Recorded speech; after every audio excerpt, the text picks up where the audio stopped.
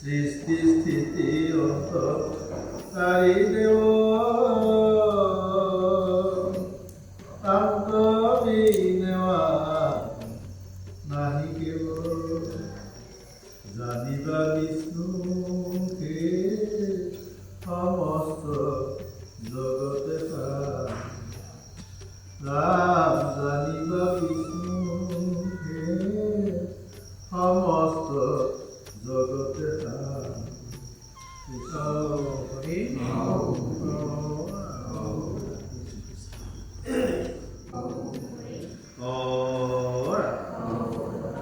শ্রীমন্ত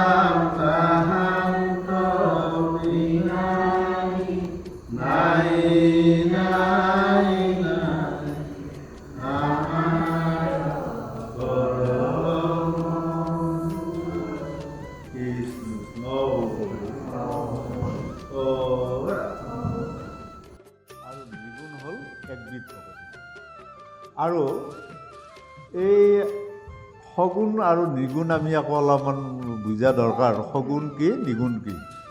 সগুণ হ'ল আচলতে যিবিলাক গুণত থাকে, এই গুণত থকাসকলক যিয়ে আৰাধনা কৰে সেইটো সগুণ বুলি কৈছে, আৰু যি নিগুণত থাকে তেওঁক যিটো আৰাধনা কৰা হয় সেইটো নিগুণ বুলি কৈছে। গতিকে নিগুণ অকল এজনে আছে, সেইজনে হ'ল ভগৱান। গতিকে এই তৃতীয় স্কন্ধতে কৈছে, পদত কৈছে,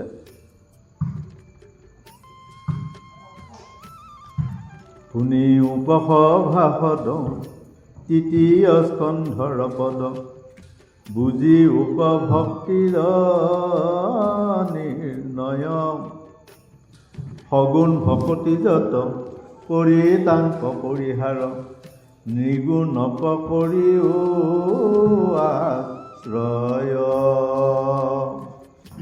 এতিয়া সেই দ্বিতীয় স্কন্ধৰ পদত তেনেকৈ কৈছে ভাগৱতত। আমি এই নিগুণ ভকতিৰ আশ্ৰয় লৈ সগুণ ভকতি আমি পৰিহাৰ কৰিবলৈ কৈছে।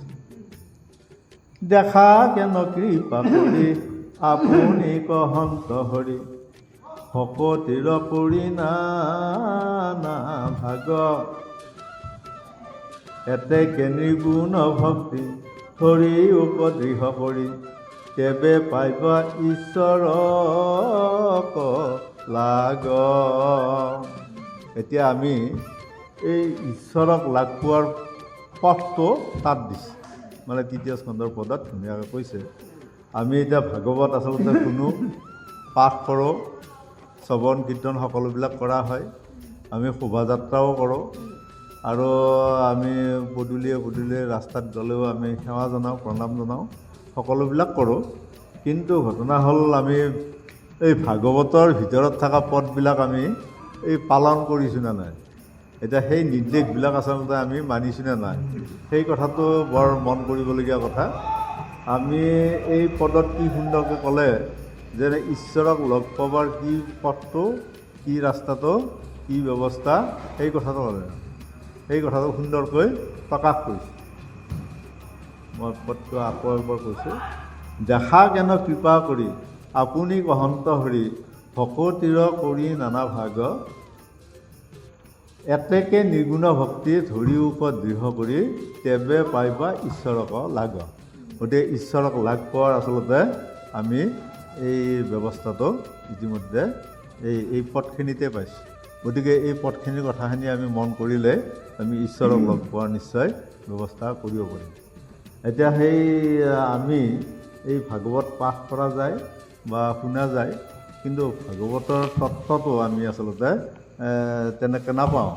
কিন্তু পাম কেনেকৈ, পোৱাৰ লাইন কি, আমি এতিয়া এই ভাগৱততে কৈছে, বৈকুণ্ঠৰ শাস্ত্ৰ এইটো মহাভাগৱত, নাৰায়ণে কহিলন্ত ব্ৰহ্মাৰ আগত, বৈকুণ্ঠৰ শাস্ত্ৰ এইটো কৃষ্ণ মুখৰ বচন, আৰকি তত্ত্ব জানে যে সেইজন, শুদ্ধভাৱে কৈলে যিটো কৃষ্ণত শৰণ, ভকতিৰ প্ৰসাদে সিটো নিৰ্মল হোৱে মন, শিশি মহাজনে আৰু তত্ত্ব জানয়, ভাগৱত পুৰাণৰ কহিলো নিৰ্ণয়। এতিয়া এই ভাগৱতৰ তত্ত্বটো তেতিয়াহে বুজা যাব যেতিয়া নেকি ভগৱন্তৰ ওচৰত শৰণ লৈ মনবিলাক নিৰ্মল হ'ব, এই তেতিয়াহে আচলতে ভাগৱতৰ তত্ত্বটো আমি পাম, নহ'লে কিন্তু তত্ত্বটো পোৱা নাযায়। গতিকে আমি ভাগৱতৰ আচলতে তত্ত্ব পাব লাগিবই, কিন্তু আমি ভগৱানক লগ পোৱাৰ আগতে আমি ভগৱানৰ মূৰ্তিস্বৰূপ আমি এই প্ৰাণীবিলাকক আচলতে ভগৱান স্বৰূপ বুলি ভাবিব পাৰিছোঁনে নাই, সেইটোৱেই হ'ল এটা বিশেষত্ব। এতিয়া কৈছে, ঈশ্বৰত দেখে যিটো সমস্ত প্ৰাণীত, প্ৰাণী সমস্ত দেখে ঈশ্বৰ মূৰ্তিক,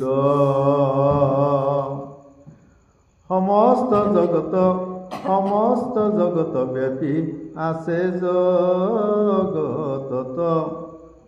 হেনত যিটো দেখে সিটো মহাভাগৱত।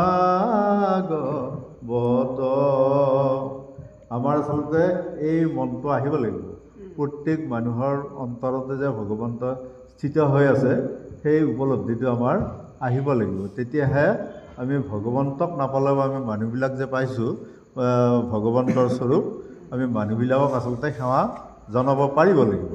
এতিয়া আমি ভগৱন্তক ঠিকেই ভাবোঁ, এতিয়া আমাৰ নামঘৰতে হওক বা ঘৰৰ নামঘৰতে হওক, সমূহীয়া নামঘৰতে হওক, য'তে নহওক কিয় আমি চাকি বন্তি দি পেলাই ভগৱন্তৰ সুন্দৰকৈ নাম লওঁ।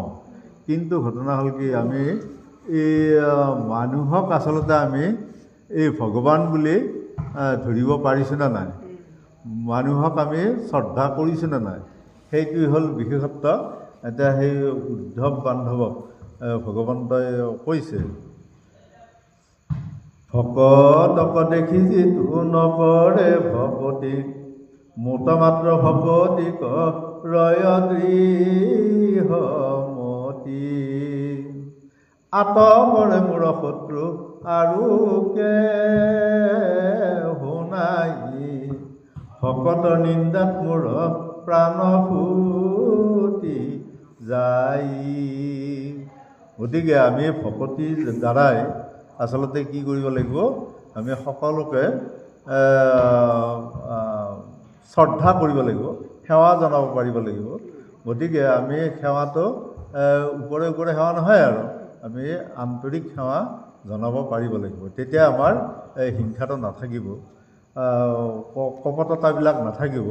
এতিয়া সেই হেৰিতে কৈছে, কুকুৰ চিগাল গধৰ ভৰ আত্মনাম, সবাকো জানিয়া তুমি কৰিবা প্ৰণাম, সমস্ত ভূতত ব্যাপী আছো মই হৰি, সবাকো মানি বাহা বিষ্ণু বুদ্ধি কৰি, ব্ৰাহ্মণৰ চণ্ডালৰ নিবিচাৰি কুল, দাতাত চোৰত যেন দৃষ্টি সমতুল, নিচত সাধুত যাৰ ভৈলয় কম জ্ঞান, তাহাকেহে পণ্ডিত বুলিয়া হবে যান, বিশেষত মনুষ্যগণত যিটো নৰে, বিষ্ণু বুদ্ধি কৰি সৰ্বদায় মান্য কৰে, ঈৰ্ষা অসূয়া তিৰস্কৰা অহংকাৰ, সবেই নষ্ট হৈ দেৱে তাবক্ষণে তাৰ। গতিকে আমি যদি আচলতে সকলোকে সমানভাৱে ভাবিব পাৰিছোঁ, তেতিয়া আমাৰ কাৰো প্ৰতি হিংসা ভাৱ, কপটতা এইবিলাক নাথাকিব।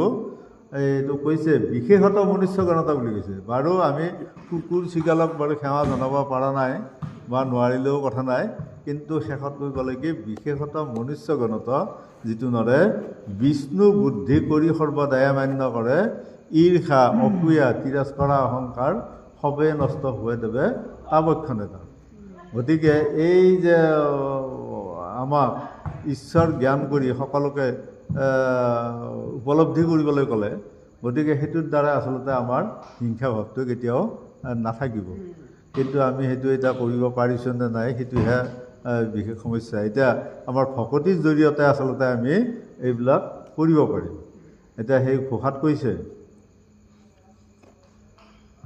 ভকতিত দিয়ামতি ভকতিত কৰাৰতি ভকতিহে পৰলোক বিত ভকতি কৰি উনিত সেহিহে ভকতি হিত মৰণত নেৰৈক দাসিত। এতিয়া এই ভকতিত মতি দিবলৈ গৈছে, মন দিবলৈ গৈছে, ভকতিত ৰতি কৰিবলৈ গৈছে, সম্পৰ্ক ৰাখিবলৈ গৈছে। গতিকে ভকতিত সম্পৰ্কটো ৰাখিব লাগিব নিজে নিজে। আৰু ভকতি কি কৰিও নিত, সদায় ভকতি কৰিব দিছে। একদিন ভকতি কৰিলে নহ'ব আৰু ঈশ্বৰ চিন্তা একদিন কৰিলেও দে বছৰৰ মূৰত, সেইটোৱেই নহয়। তাৰমানে ভকতিটো সদায় কৰিবলৈ গৈছে। গতিকে এই যেতিয়া সদায় কৰিব, সেয়েহে ভকতি হিত। সেই ভকতিহে আচলতে কি হ'ব, এই হিত হ'ব। হিত মানে উপকাৰী হ'ব। কাৰ? নিজৰ উপকাৰী হ'ব। ভকতি কৰিও নিত সেহিহে ভকতি হিত মৰণতো নেৰে কদাচিত।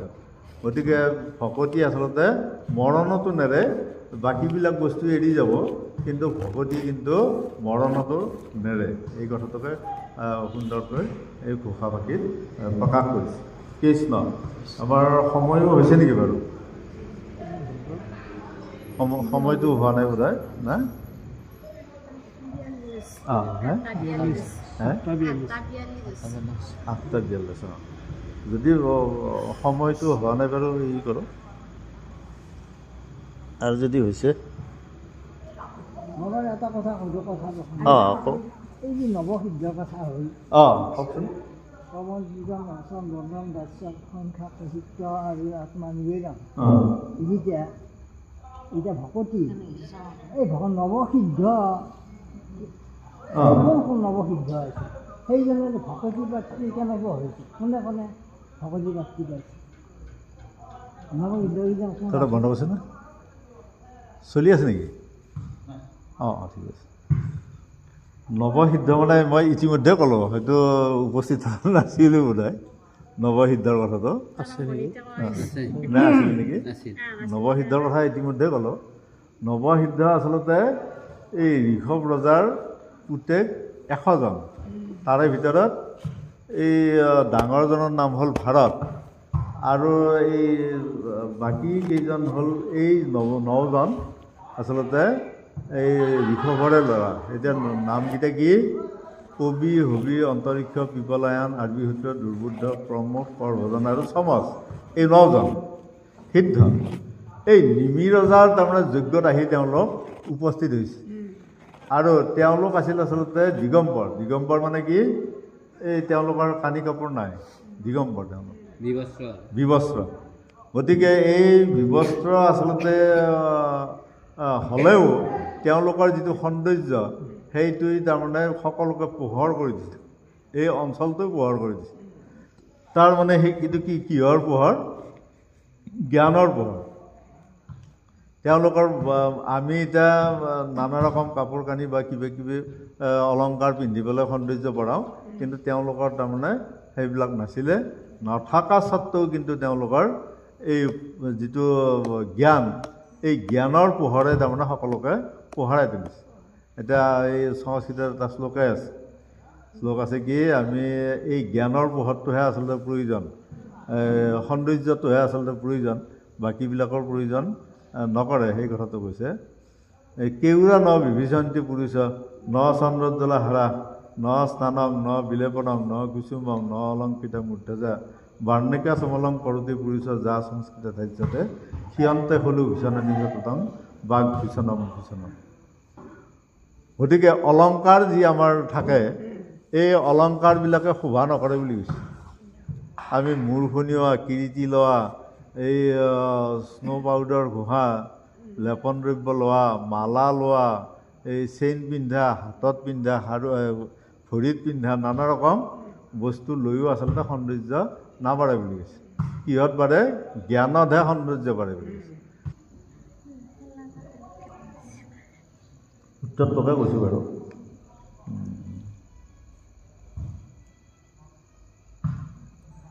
শুনা সাৱধানে আৰু নৃপতি উত্তৰ, এইটো মহাভাগৱত শাস্ত্ৰ বৈকুণ্ঠৰ। এইটো মহাভাগৱত শাস্ত্ৰ বৈকুণ্ঠৰ শাস্ত্ৰ বুলি কৈছে। সাৱধানে শুনিবলৈ গৈছে। নৃপতিক উত্তৰটো দিছে পৰীক্ষিত ৰজাক, উত্তৰটো দিছে কি? মহাভাগৱত কি সেই উত্তৰটো দিছে। শুনা সাৱধানে আৰু নৃপতি উত্তৰ, ইটো মহাভাগৱত শাস্ত্ৰ বৈকুণ্ঠৰ। এইখন শাস্ত্ৰ বৈকুণ্ঠৰ শাস্ত্ৰ মহাভাগৱত। আতে মহাধৰ্ম একে নামে প্ৰখ্যাত, শ্ৰৱণ মাত্ৰকে কৰে কৃষ্ণক সাক্ষাৎ। আতে মহাধৰ্ম বুলি ক'লে এইটো কি কৈছে? মহাধৰ্ম একে নামেহে প্ৰখ্যাত। এইটো মহাধৰ্ম বুলি এইকাৰণে কৈছে, এটাই নাম আছে ইয়াতে আৰু বেলেগ নাই। সেইটো কি? শ্ৰৱণ মাত্ৰকে কৰে কৃষ্ণক সাক্ষাৎ। গতিকে কৃষ্ণক সাক্ষাৎ কৰিব পৰা যায় শ্ৰৱণ মাত্ৰকে। এইটো হ'ল এই মহাভাগৱতত কৃষ্ণৰ নামে অকল আছে, বেলেগ কথা আৰু নাই। মাত্ৰ আমি কিছুমান কথা মাজে মাজে যেতিয়া কাহিনীবিলাক পাওঁ, নানা ৰকম পাওঁ, কিন্তু সকলোৰে মাজতে আদি মধ্যে অৱসানে হৰিকেহে মাত্ৰ সহায় নিশ্চয়।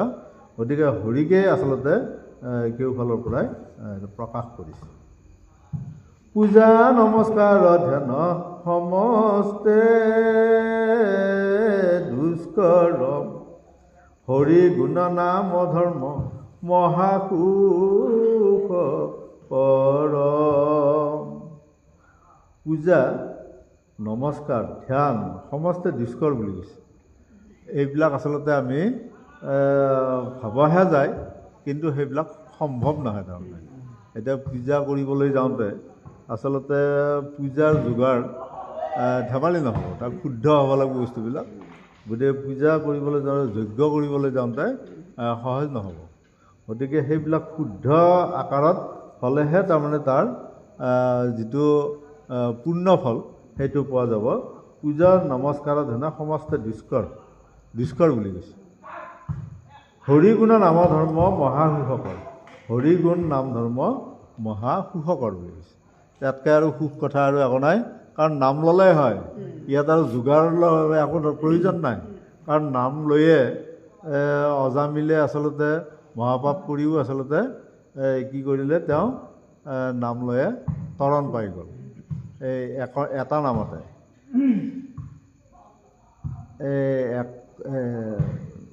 এক নামে যত পাপ সংহাৰিতে পাৰে, সত্যক পাতকী পাপ কৰিতে নপৰে। গতিকে এটা নামেৰে আচলতে যিমানবিলাক পাপ সংহাৰ হয়, আচলতে এই জীৱনত একোজনে পাপ কৰিবই নোৱাৰে বুলি কৈছে। কিমান পাপ কৰিবই নোৱাৰে। এতিয়া যদি আমি তেনেকৈ ভাবোঁ যে মানে সেই পাপ কৰি থাকোঁ আৰু একবাৰ দেখোঁ ঈশ্বৰৰ নাম ল'লি চব কাম শেষ হৈ গ'ল, কিছুমান ভুল কথাও হয়তো কৰি থাকিল, কিন্তু পাপী হৈ থাকিলেও কথা নাই, কিন্তু এটা নাম ল'লে হৈ যায় এই বুলি যদি ভবা যায়, তেতিয়াহ'লে সেইটো কথা কিন্তু নহ'ব। তাৰমানে জানি শুনি যিটো ভুল কৰিব সেইটোৰ কিন্তু কেতিয়াও শুধৰণি নাই। জানি শুনি কৰা ভুল, কিন্তু অজানিতে কৰা ভুলৰহে শুধৰণিটো হয়। এতিয়া এই যে পাপ মোচন যে হয়, আচলতে অজানিতে যিবিলাক হয় সেইবিলাকৰহে পাপ মোচন হয়। জানি শুনি কৰা, এতিয়া এই ৰত্নাকৰ জয়সু জানি শুনি কৰা নাছিল, কাৰণ এই পাছত যায় নিজৰ ল'ৰা ছোৱালীক পোহপাল দিয়াৰ কথাটো সুধিছিল নহয়। এই যেতিয়া নেকি ব্ৰহ্মা বিষ্ণু মহেশ্বৰে আহি সুধিলে যে মানে তুমি ইমানবিলাক যে অন্যায় কাম কৰি আছা, গতিকে এইটো কি কাৰণ কৰিছে? তোমাৰ ইয়াৰ পাপৰ ভাগটো বাকীবিলাকে ল'ব জানো? এই তোমাৰ পৰিয়ালে ল'ব জানো? ল'ব কিয় নল'ব বুলি কৈছে। ল'বাই নলয় সুধি আহাচোন বুলি যেতিয়া ক'লে, তেতিয়া সুধিবা যাই পেলাই যেতিয়া গম পালে যে কোনো লোৱাৰ মনোভাৱ নাই, আপোনাৰ কৰ্তব্য পালন কৰিছে, আমাক পোহপাল দিব লাগে, গতিকে আমি পাপৰ ভাগ আৰু কিয় ল'ম? এই বুলি কওঁতে যায় যে ব্ৰহ্মা বিষ্ণু মহেশ্বৰৰ ওচৰত যায়, যেতিয়া পুনৰ যায় সেৱা ধৰিলে, তেতিয়া তেওঁ অনুভৱ কৰিলে এইকেইজন আচলতে সাধাৰণ ব্যক্তি নহয়, নিশ্চয় ভগৱন্ত স্বৰূপ হ'ব। এই বুলি তেওঁ নমস্কাৰ জনাই কোন সুধিলে আৰু তেওঁলোকে এই পাপ মোচনৰ কাৰণে ৰাম নাম ল'বলৈ পৰামৰ্শ দিলে আৰু ৰাম নাম লৈয়ে আচলতে তেওঁ উদ্ধাৰ পালে। গতিকে এই কথাবিলাক আমি নিশ্চয় মনত ৰাখিব লাগিব। নাম ল'লে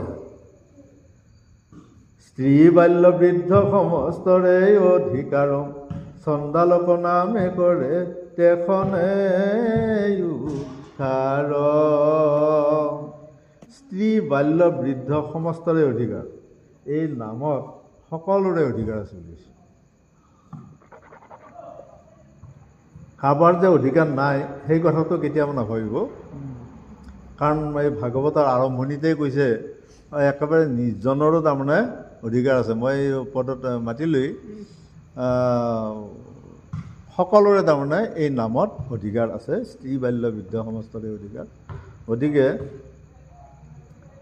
চণ্ডালকৰ নামে কৰে তেখনে উদ্ধাৰ, আটাইতকৈ মানে নিজ জাতি বা সৰু জাতি বুলি চণ্ডাল বুলি কয়। গতিকে চণ্ডালকো আচলতে নামে উদ্ধাৰ কৰিব পাৰে। মান্য কৰি সূতক পাতিলা সত্ৰ তথা, শৌনক প্ৰমুখে শুনে ভাগৱত কথা। শৌনক পদতি শুনা সূত মহামানী, পৰম পাতত কি কলি পাইলা হেন জানি। আৰম্ভিলো যজ্ঞবাসী সহস্ৰ বৎসৰ, হোম ধুমে ধূম্ৰ বৰ্ণ হৈলা কলে বৰ। এতিয়া সেই ঋষিমুনিসকলে আচলতে কি কৰিলে, তেওঁলোকে যজ্ঞ কৰিলে সহস্ৰ বছৰ, কিন্তু যেতিয়া ফল নাপালে তেতিয়া জানিছে যে মানে কলি যুগ পৰিছে। ঋষিমুনিসকলে জানে নহয় না, কলি যুগ পৰিছে। গতিকে কলি যুগ পৰাৰ কাৰণে কি হ'ল, তেওঁলোকে এই বাকীবিলাক আশা এৰিলে। জানি আৰম্ভিলো যজ্ঞবাসী সহস্ৰ বৎসৰ, হোম ধুমে ধূম্ৰ বৰ্ণ হৈলা কলে বৰ। এতিয়া সেই ঋষিমুনিসকলে আচলতে কি কৰিলে, তেওঁলোকে যজ্ঞ কৰিলে সহস্ৰ বছৰ, কিন্তু যেতিয়া ফল নাপালে তেতিয়াই জানিছে যে মানে কলি যুগ পৰিছে। ঋষিমুনিসকলে জানে নহয় না, কলি যুগ পৰিছে। গতিকে কলি যুগ পৰাৰ কাৰণে কি হ'ল, তেওঁলোকে এই বাকীবিলাক আশা এৰিলে। গতিকে যিটো কাম কৰি আছোঁ সেইটোত যদি একো ফল নাই, সেইটো আৰু বাদ দিয়াই ভাল।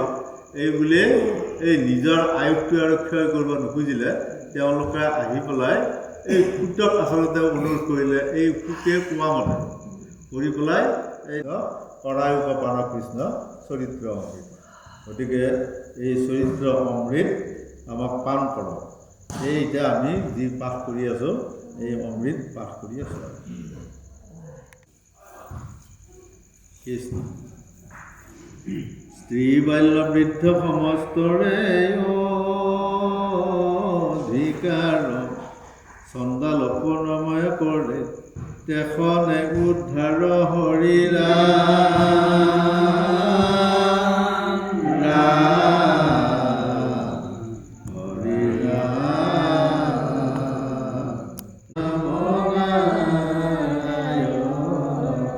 জানি নামে পখিলো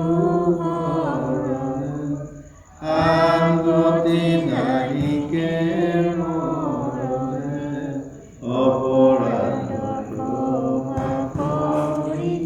তুমি দয়াশীল মোক ৰক্ষা কৰি ওচৰতে।